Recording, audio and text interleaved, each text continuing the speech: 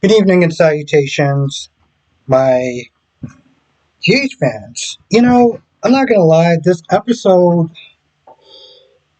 I feel like a broken record saying this, but this episode just seemed like it was just a mess. And I don't mean like a hot mess, I just mean like it seemed like it was just going damn near almost all over the place in certain scenes. Like, I'm gonna be honest, I did not understand a damn thing that was going on with Danny and Jocelyn and Dalton and that woman. Okay, I didn't understand that. I don't understand if Jocelyn. The whole thing was so goddamn confusing because Dalton's there for a little bit. There's a woman that seems like she keeps eyeing Dalton, right?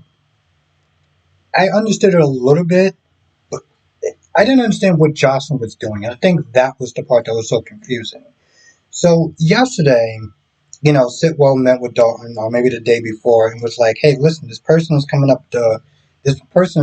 to pick up a package because she wants to sit there. This person wants to make sure that your work is on track because if it's not, because you seem like you're taking like forever, it's not going to be good." And so, Dalton left the book back there, right? And there's a point where it seems like the woman is eyeing book bag, and Jocelyn spots that. So for most of the part, she tells Danny, "Hey, listen, she's a good tipper or whatever. Um, just make sure you give her extra attention." And I guess the whole point was to make sure that um, she didn't get to the book bag. I guess maybe Jocelyn planted something on the book bag or something. I'm not even too sure. All I know is that she dropped her glasses. She had something in her hand. Dalton came out.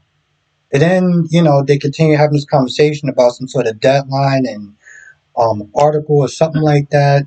And then towards the end, the woman finally picks up the package. And, Dalton comes back around and sees that it's picked up.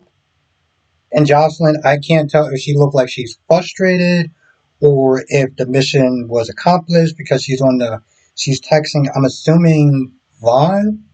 So like that whole goddamn scene, I'm gonna be honest, I watched it a couple of times and it still didn't make sense to me. So maybe it'll make sense to y'all and y'all can sit there and explain it to me. But I only got part of whatever the hell that was going on there.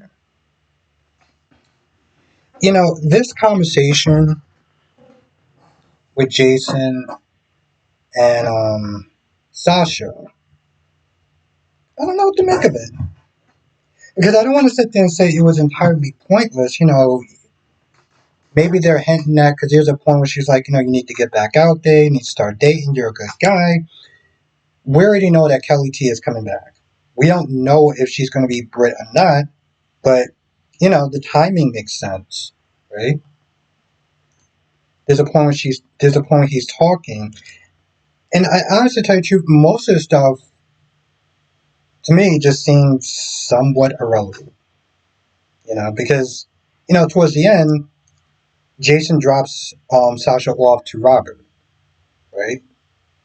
So most of this conversation was just like, I feel kind of bad for Michael and this, that, and the third. And I'm kind of just like, yeah, I get that, but like, does any of this really matters, right? The only thing that I found interesting in this conversation is that there's a point where they're talking about Tracy, and Jason's like, listen. Well, Sasha's like, I know it must be difficult between Sonny and Quartermains and everything like that. And they get to a part where we're with Tracy. And he's like, listen, some of the stuff that Tracy's saying is really starting to hit home for me. Because he's the only parent that's in Danny's life. There's a lot of violence that's going on, and he's going to have to sit there and start to move around a little different. Um, and part of me just kind of, I'm not going to lie, when I was not there writing that stuff, I was like, Stuff that I guess maybe it was easier because you had Sam there, and Sam was not there doing all the heavy lifting because you couldn't be bothered to be a dad because you were just too busy sitting there, well, essentially being Sonny's lapdog. Um, but now that Sam's gone, you actually have to step up and be a father, the father that Danny should have had years ago, but you know, it is what it is. And so I guess part of me is just like now it just makes sense only because what, Sam's not here? I don't know. As much as I like Jason, his track record as far as being a father has just been basuda, to put it mildly, right? Sonny comes from Nina and it's like, yo, listen, like what, you trashing me in the media now? Like what's going on? What's good? I thought we were good. And Nina's just like, hey, listen, I didn't want to do it, but Tracy is blackmailing me. And then she talks about there's another article that's going to come out talking about um, his medication, what he's like when he's not on it. So, I mean, like, Tracy is going hard. And part of it, Sonny is like, listen, I can't even blame Tracy because, the violence is real with Gio and everything like that. And even he told Gio to sit there and kind of take a step back from him until things die down or until he deals with this threat before the next threat comes. Um, but I mean, for the most part, they just, you know, it's nice that they are still civil to each other after all that time, especially in the beginning. Because, there was a point where it was very, there was a lot of tension between those two with the whole Nixon Fall thing, and somehow he wound up marrying her because, I mean, let's be honest, she is his type in a sense, right? He likes his women bougie, um, high maintenance, diva like. That's what he likes. So, um, then this conversation with Lulu and Dante, right? Here's my thing. And, just before I even kind of get into whatever this conversation was, here's my whole thing. I feel like it's easier for Brooklyn to give up this rivalry, this tension between the two, because she's in a better position in life in a sense, right? Like she's married, she has a great job, she's cool with her family and everything like that. And again, she's married, right? Lulu is still sitting there kind of getting acquainted with a lot of stuff, especially when she first came out that home on the first couple of months, right? She doesn't have to love her life. She's kind of reconnecting with her kids and stuff like that. And I just don't feel like she's at that position in life where she could be like, you know what, I got all this good stuff going on. Maybe I don't really need to sit there and come at um, Brooklyn so hard. Because you can see in this conversation that there's a point where I just feel like, she's still bringing up the whole, well, Brooklyn came after our son, and I don't like that. And Dante's like, listen, I believe it was an accident.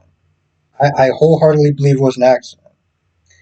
And Lulu's like, hey, listen, you're only sitting there saying that because, you're only making excuses for it because you want to have a relationship with Gio, so you're trying to be cool with Brooklyn. And part of me is like, well, even if that's the case, what is so wrong with that? Like, when you stop and think about it, what is so wrong with that? And it was a little irritating because it's like, she's upset with Brooklyn, and she wants Dante to be just as mad with Brooklyn as she is. And so because of that, she's upset with Dante. And I'm just like, that's just stupid. Like, and that's why Dante's like, listen, if you want to sit there and be upset with her, that's cool. But like, essentially he's sitting there trying to keep the peace with her at the very least for Gio's sake and to try to sit there and start to move on from it. And he pretty much like, I'm doing that. And Lulu, she still has that animosity. She's like, I can't do that. I can't just sit there and let that go. And I'm like, that's a you problem, you know? But don't sit there and try to get him as riled up as you are about the situation. That's the part that was just annoying. And then, of course, she goes to Sunny and she's like, listen, you need to tell your peers because the heat will be off of you. We wouldn't have to sit there and be making all these articles. Rocco and probably Gio and other his grandkids wouldn't have to sit there and read it, and it'll be better for Laura because Laura's not doing good in the polls. The thing is, Sonny pretty much is like, it's not that simple because he was going to sit there and sell it to someone, but that person turned out not to be a good option. But the thing is, he can always sit there and sell his peers to somebody else. He can sell his peers to somebody else, start another business, doing whatever. I don't know how the hell that would work.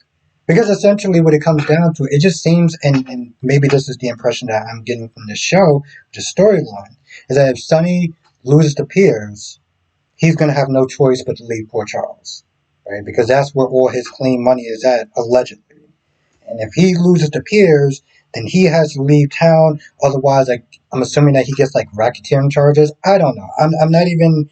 I feel like the rules just keep changing depending on the plot. So I'm assuming that this go around, that if he loses to Piers, he's going to have to leave Port Charles. I'm guessing. I don't even know. And what else?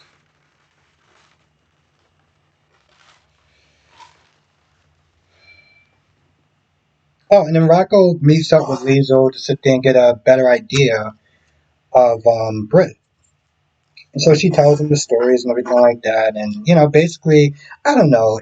I feel like it's a two-parter thing. Like, she doesn't shy away from the fact that, Brit was a messy chick. Okay? She did a lot of bad things.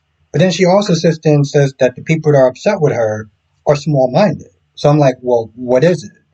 Did she do a lot of bad things to hurt people and she admitted that she was never perfect? Or is it just everybody else that just has a problem with her because they're small minded? So I was a little kind of confused with that. And part of me was like, okay, maybe I'm going to sit there and say that she is not being so heavy handed on her daughter because, her daughter is allegedly dead. Um, and just getting to know him and stuff like that. And afterwards, she goes to Nina and she's like, "Okay, Nina, what's going on? Because I haven't heard from you in a while, and that usually means that your life is in a mess. And the question is, how much do I have to clean up your mess?" Now, the funny thing was when I saw the preview, she was pretty much like, "Your daughter was a mess." I don't know exactly what she said, but she pretty much like, "Your daughter is just out of control," you know. And I'm like,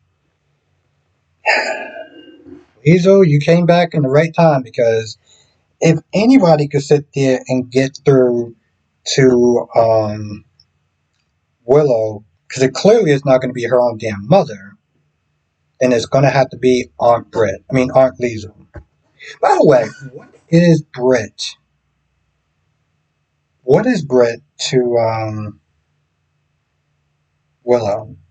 Just very curious. Let me know in the comment section. Sometimes with the family trees, I get a little lost. I mean, it's easier on this show than it is on Days of Our Lives, but like, still, I'm very curious about that.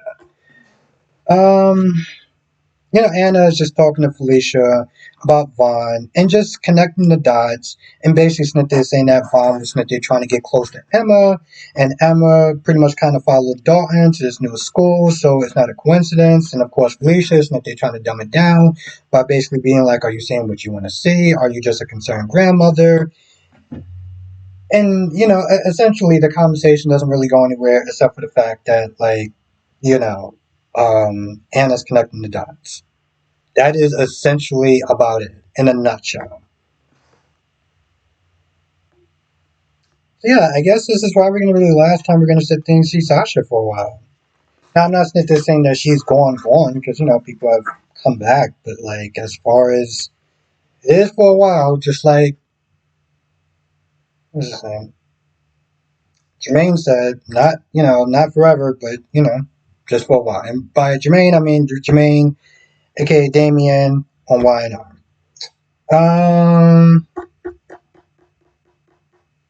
Okay, I feel like that's pretty much about it. I can't think of anything else.